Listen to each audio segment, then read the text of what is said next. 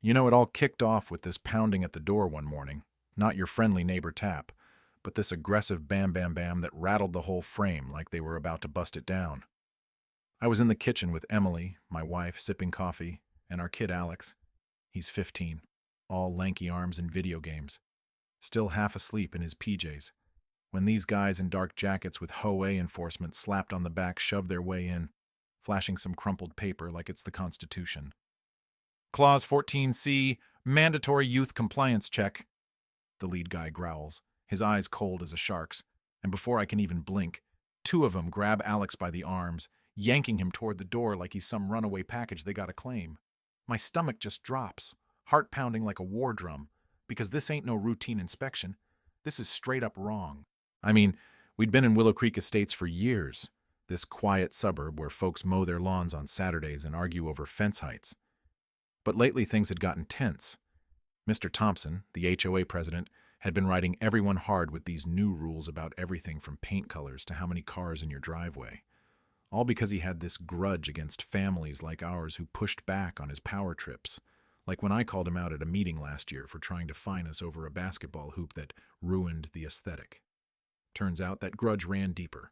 He was tangled up in some shady network using HOA clout to intimidate folks, extort cash under threat of liens, and worse, target kids like Alex for leverage in land deals, figuring scared families would sell cheap or shut up.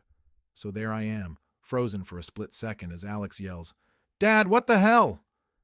His voice cracking high like when he was little, and Emily screaming, "Let him go. You can't just take our son."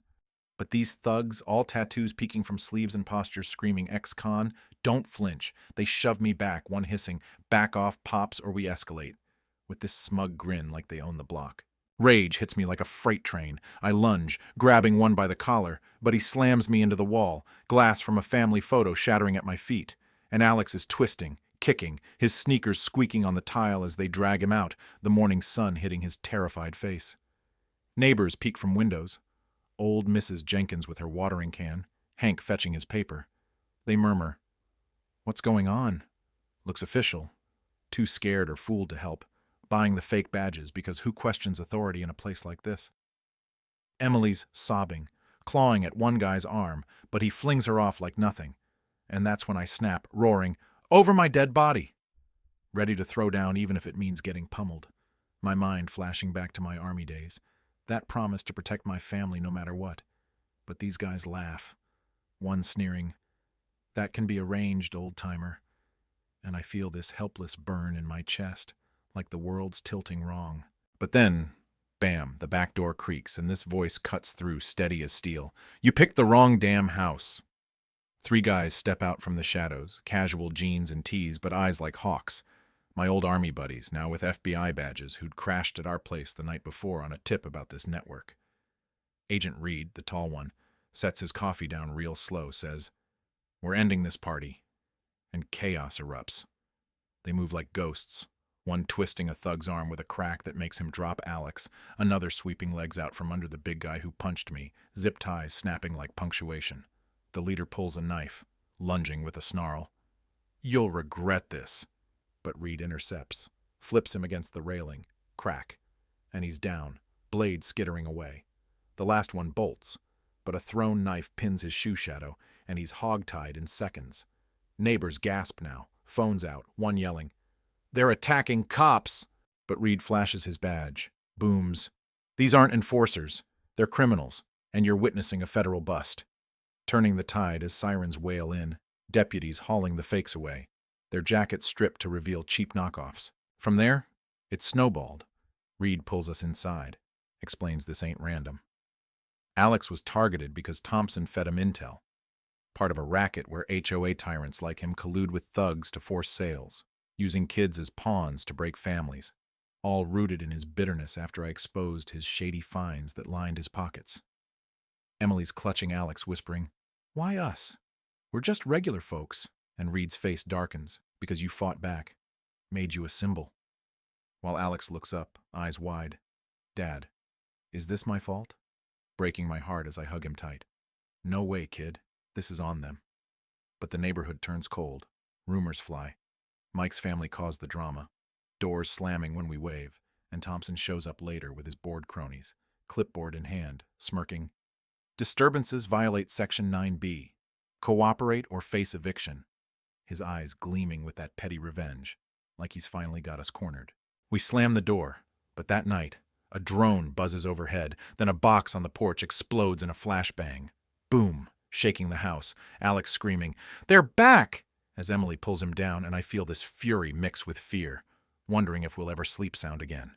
We hunkered down, feds watching from unmarked cars, but the isolation gnaws. Neighbors whisper, maybe they deserved it, blinded by Thompson's lies about us being troublemakers, all while he waves from his porch like nothing's wrong. Reed drops intel.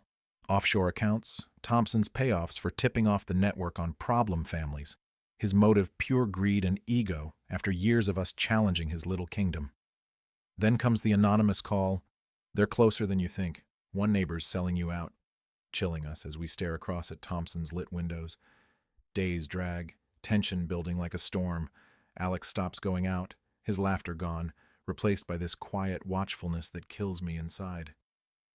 We plot with Reed, bait Thompson at the next HOA meeting, where he'll hand off our file to his handlers, a power play to seal our fate and grab our property cheap. The meeting's packed, air thick with judgment.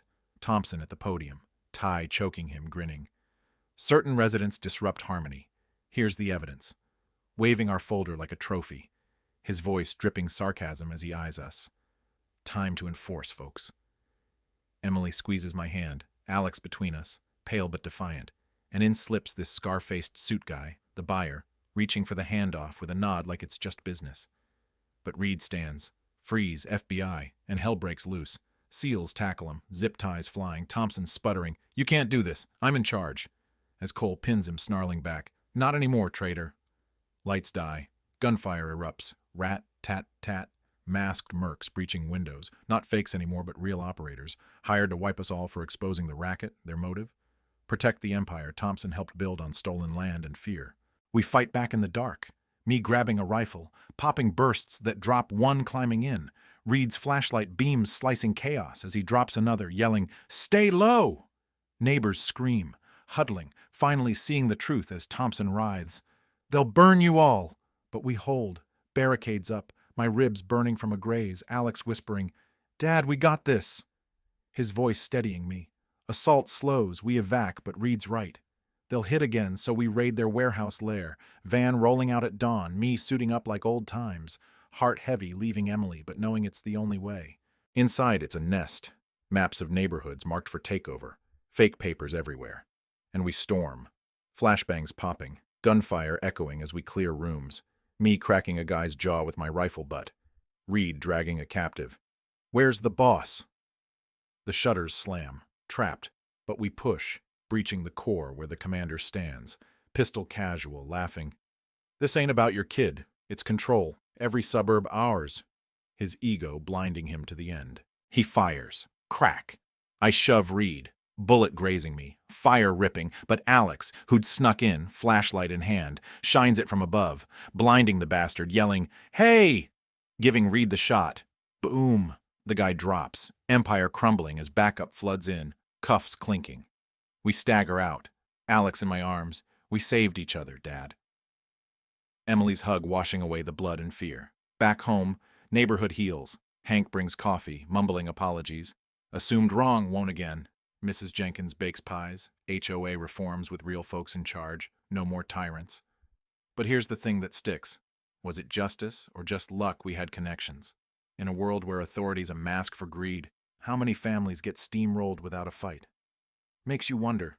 Tell me in the comments, have you dealt with HOA bullies or seen community power go wrong? Share your stories, hit like if this hits home, and subscribe for more real talk tales that might just change how you see your own backyard.